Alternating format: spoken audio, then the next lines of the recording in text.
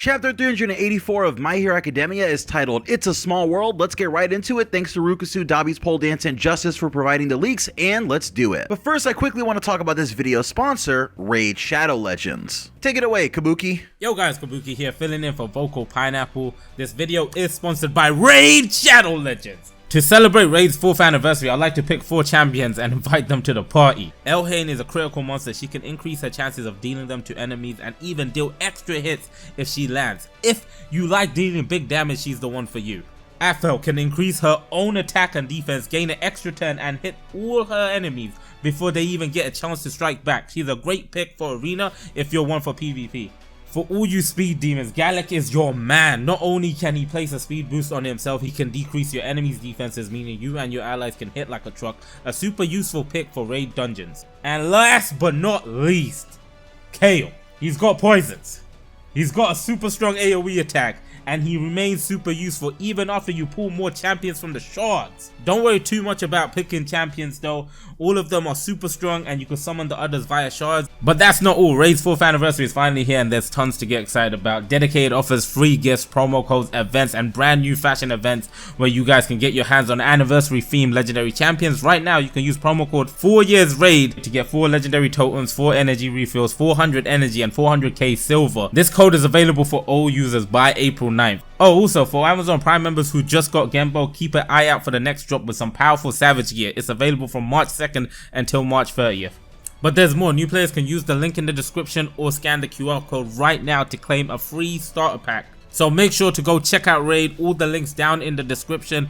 Peace. The chapter begins with Makia attacking All For One, and on the page we actually do see Makia continuing his attack against All For One by picking up pretty much a large section of mountain and forest in his hand, scooping it and getting ready to throw it at All For One as he screams out loud. On the same page we see Tokoyami realizing that this is all happening because of Shinso's brainwashing, and at that point he also wonders if an attack from All For One wouldn't nullify Shinso's quirk, but Hawks replies that Mountain Lady is blocking the attacks aimed at Makia, pretty much taking them all herself, or at least blocking them with the giant wrench that she's holding. And I really like the paneling that Horikoshi does on the page here, where between Tokoyami and the battle where Gigantomachia is swinging at All For One, we see that Tokoyami and Hawks are inside of the giant sort of dark shadow, but there's a dark shadow eye theme sort of separating line between the two different panels. We see All For One in the midst of all these different attacks that are coming his way, like the attacks from Mountain Lady, Makia, Dark Shadow, and Inasa, and he's kind of destroying all the rocks and all the pieces of things flying towards him, or at least repulsing them away, so he's not really taking a lot of damage here, but we see that this is taking a lot of his focus, but not too much of his focus for him to stop thinking, because on this page we see that All For One starts thinking to himself, and he realizes at this point that the quirk that is being used on Makia right now, the brainwashing quirk, has to also be the same reason why the Aoyama family managed to deceive him earlier in the day at the very beginning of the war arc. He then mocks Shinso, saying that brainwashing is a method that only villains should use, and we see All For One reach his hand out towards Makia as some energy starts to come from his hand as he hits Makia with a giant shockwave to try and knock him back to his senses. And this shockwave does seem to be incredibly powerful because it seems like it even sends Makia flying for a bit,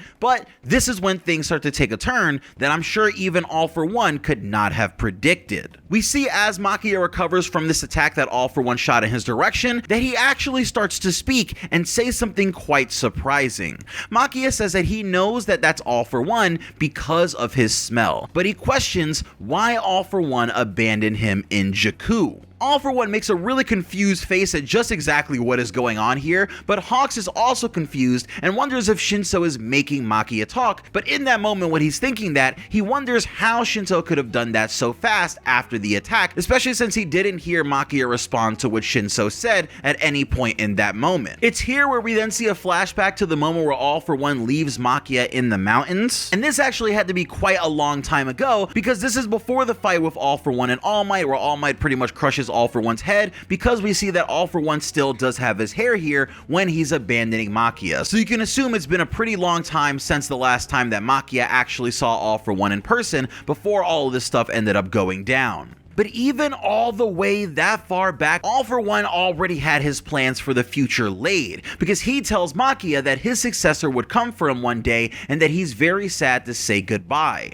Makia says that he's been waiting all this time, but now he realizes that he was actually abandoned by All For One. And on the page we see Makia start to cry as the top of his assault helmet starts to lift up a little bit and show his eyes, and Makia starts to cry, and of course you do maybe feel a little bad for this giant monster because, you know, it seems like even he has a heart. And there, as the tears start streaming down Makia's face, we see the sort of stone goggles that go over his face kind of lock down as he starts rushing back towards All For One once more, because it seems like Makia is actually switching sides to the heroes now. How's that gonna work? On top of Makia's head, we see that Kirishima protected Shinso from All For One's big attack, and Shinso says that this is the second time someone has resisted brainwashing, with the first being Midoriya. Obviously that happened during the joint 1B versus 1A training arc, which we recently saw in My Hero Academia Season 5. This personally leads me to believe that Shinso's quirk doesn't really work all that well on people that have multiple quirks, because the two people that we've seen successfully evade this technique are of course people who do have multiple quirks. So I think that Shinso would have trouble using his quirk on All For One or Shigaraki. It might not work as well as he thinks. According to Shinso though, this whole situation was already weird enough, because he says even while Makia was being controlled, he on his own kept talking about his anger at being betrayed by All For One. So what Shinso did was just buy a little time so that Makia's own personal anger could grow by itself. In the past, many have said that Shinso actually acts in the same way as the villains, just like All For One remarked during this chapter, but his quirk can't actually change what's inside of people's hearts, so this anger coming from Makia for All For One is 100% genuine. And on the page where we saw that Kirishima was protecting Shinso, we do see Shinso talking for quite a bit, and All For One makes a pretty scary but resolved face towards Shinso in his direction, so we are gonna have to watch out for Shinso for a little bit to see if he's in any danger from the Demon Lord. And it's here we get a pretty cool two-page spread by Horikoshi, starting with Shinso and then Hawks on the very far right side of a page, and then we continue to see Gigantomachia, Mount Lady, and Dark Shadow all attacking All For One in sort of like a split screen view together, before we get another almost full page of all their attacks colliding on All For One, who tries to evade but gets slammed down again by Dark Shadow, meaning the next time that we see All For One, if we're following the same logic as his last transformation, he's probably going to be even younger than before. This is where we finally cut to the helicopters that we saw coming in at the very end of last chapter, and here's where we start to see who was actually in those helicopters. We see that one of the people in the helicopters is an NHA reporter who appeared during the Sports Festival, Camino, and many other arcs. She and her buddy took a helicopter as soon as they saw a live stream on the internet showing a UA student fighting to protect everyone, and we see the two of them in a messy room discussing everything that's going on that live stream as they run out and head to the helicopter. Now the reason that this reporter felt especially responsible for getting to the scene after seeing that stream is that she instantly realized that the person on that stream that she saw was Deku, and she remembers him from the time that she actually interviewed him about All Might becoming a teacher at UA at the very beginning of the story. So she actually gets emotional over how much he's grown in just 1 year, and she starts crying on board the helicopter. And she's exactly right, Deku has had to go through a lot of things in the 1 year that we've seen him in the series, and this makes me wonder if that other reporter who was only in a filler episode from My Hero Academia is actually paying attention to all this stuff going on as well, but I'm sure we could just assume that's the case. And shout out to that guy, because he apparently has the best scoop on Deku according to the events of that anime episode. Now on a page it looks very much like YouTube, we see a zoomed in view of Deku fighting Shigaraki, and on the next page we actually get a shot of Deku grabbing Shigaraki's hands by the wrist as Shigaraki kind of pushes his hands down trying to use decay on Deku, and Deku makes a very serious face as Shigaraki has a very wide grin and the crazy eyes, once again showing us that this is the Shigaraki that we've been following this entire time in the series. That's the only view that we get of Deku and Shigaraki this chapter. It was a nice quick little update, but we cut back to the helicopters and all the reporters that are inside of them,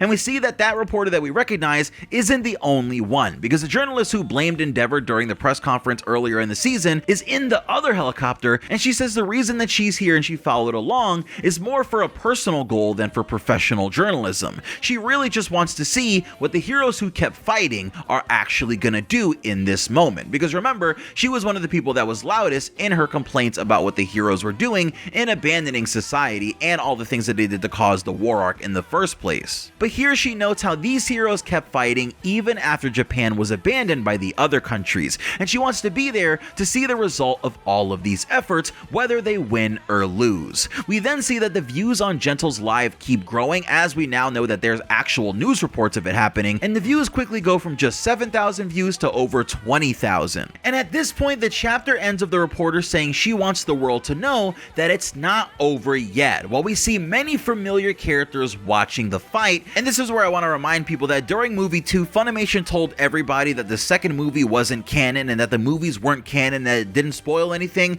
and that caused a massive commotion in the My Hero Academia fandom, with many people all of a sudden saying that the movies weren't canon, even though that was never an issue, and we've had to deal with that for all the movies since then. But in this chapter, we can once again confirm that all of the My Hero Academia movies are canon, and people who don't think that they are really just have to deal with it. It's tough, because in the chapter we see characters like Roddy's siblings, Melissa, Mahoro, and Katsuma from movie 2, Agpar, Death Arms, the US president, and other international heroes that were featured in the third movie, all confirming that once again, the My Hero Academia movies are canon. And that's the end of the chapter with the reporters and everything happening. I don't believe My Hero Academia is on break next week, but you know. And of course, Horikoshi's comment in this week's Shonen Jump is, I learned about Aurora last month when she came to Japan, and I've been listening to her songs ever since. It was love at first sight. That's nice from Horikoshi. And Rukusu reminds us that this comment was probably sent in weeks ago, so it's probably a little while before Horikoshi's recent health issues, so who knows how he's feeling now. It seems like he's feeling pretty well from the fact that the art in this chapter is so amazing and there's a decent amount of pages, but hopefully Horikoshi gets all the rest that he needs so he can continue producing at this level until the end of the series, where he'll finally have the longest break that he could possibly ask for. So I'll see you guys later. That was My Hero Academia chapter 384 spoilers. This is Vocal Pineapple, and I've got a couple more videos coming for you guys really soon. So peace, good night, good morning, whatever it is, and please hit that like button and subscribe button if you want to support the channel.